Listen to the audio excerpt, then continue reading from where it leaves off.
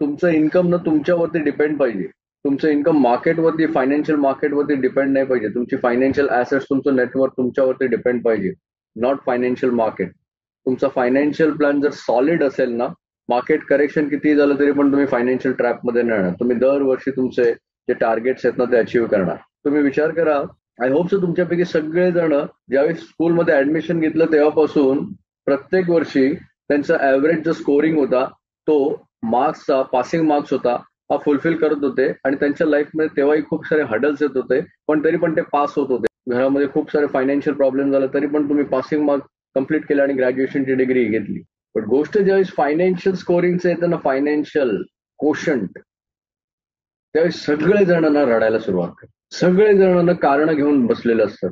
मी काय करू, मी तर अबला नारी आहे, मी काय करू, मी तर वयस्कर झालेलो आहे, मी काय करू, मी स्टुडंट आहे.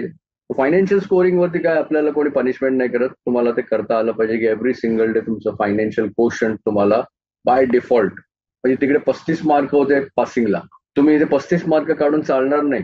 तिकडे 35 मार्क तुम्ही काढत नव्हते, तिकडे तुम्ही स्कोरिंग करत होते, फोकस्ड होते. लाईफच्या एक्झाम मध्ये, फायनान्शियल एक्झाम मध्ये कॉपी नाही करू शकत.